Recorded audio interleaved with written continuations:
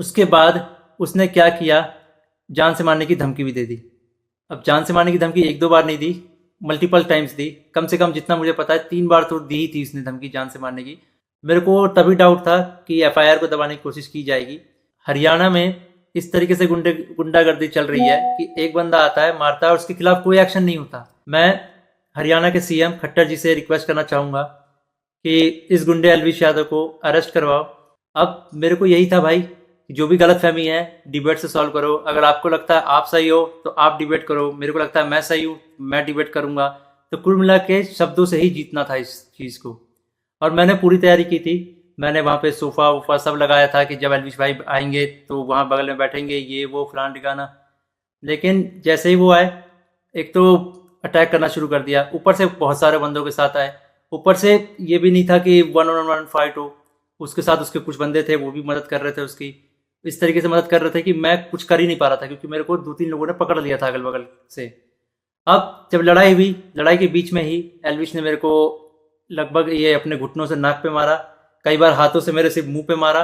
और जब मारा उसके बाद उसने बगल से एक फ़ोन भी उठाया जो दूसरे एंगल पे रिकॉर्डेड है, और फ़ोन से मेरे स्पाइन पे मारा। और आप सभी को पता है अगर स्पाइन पे गलती से भी स्पाइन टूटता है तो आप ज़िंदगी भर के लिए लावारिस हो सकते हो, अपाहिज हो सकते हो।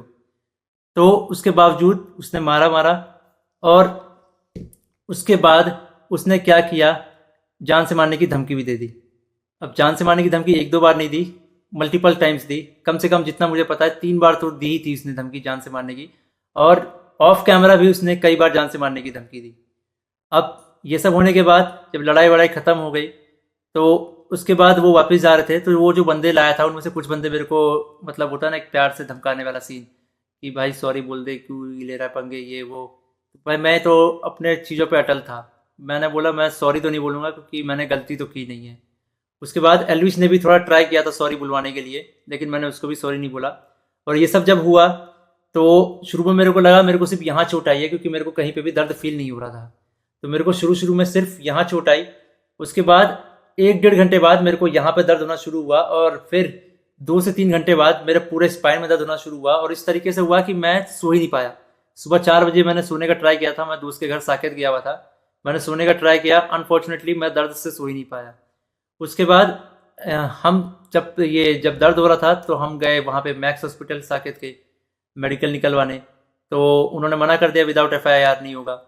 तो मेरा यही था, मेरा दिमाग शॉक में था, एफआईआर हमने की नहीं थी। फिर हमने डिसाइड किया कि दोपहर के 12 बजे के आसपास हम एफआईआर करेंगे लॉन्च, और उसके बाद मेडिकल करवा लेंगे पुलिस की मदद से ही। तो हम गए एफआईआर करने। अब जब एफआईआर करने गए तो हमने पूरा बता दिया कि भाई ये सेक्शन लगाना है, अटेम्प्ट टू मर्डर है, साफ साफ दिख रहा है। तो वो जो एसएचओ थे उन्होंने बहुत अच्छे से बात की।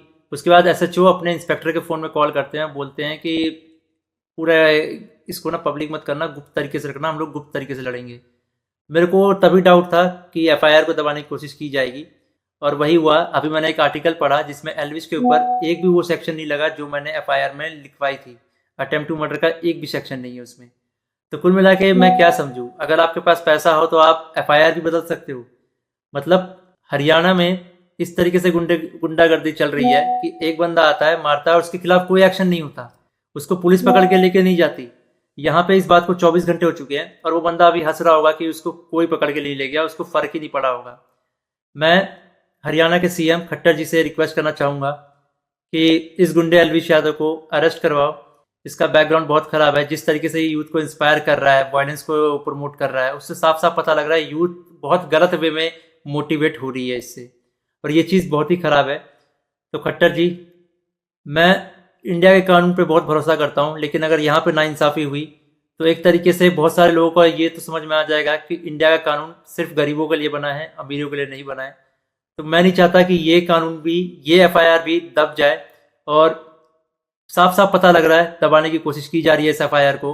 अगर ये एफआईआर दबता है तो ये इंडिया के कानून की हार है, क्योंकि अगर कोई भी ऐसे मार के निकल जाएगा और फिर अपने स्टोरी में डालेगा कि भाई वर्क डन, तो खुल्लम खुल्ला यही है कि वो वायलेंस को प्रमोट कर रहा है और उसको पता है कि उसका कोई कुछ नहीं बिगाड़ सकता। तो एक तरीके से ये इंडिया के कानून की हार है। तो अभी जो मैं एफआईआर लिखवा के आया था, मुझे उसकी कॉपी भी नहीं मिली। और मुझे लगता है मिलेगी भी नहीं। बोला तो वैसे सुबह मिल जाएगी, लेकिन आई डोंट थिंक सो, क्योंकि आर्टिकल में साफ साफ दिख रहा है कि एफआईआर के जो सेक्शन है वो बहुत अलग किए गए हैं। इन द एंड अगर इस बीच में मुझे कुछ भी होता है, मेरे पे कोई भी जानलेवा हमला होता है, इसका जिम्मेदार एलविश यादव होगा या फिर उसके दोस्त होंगे।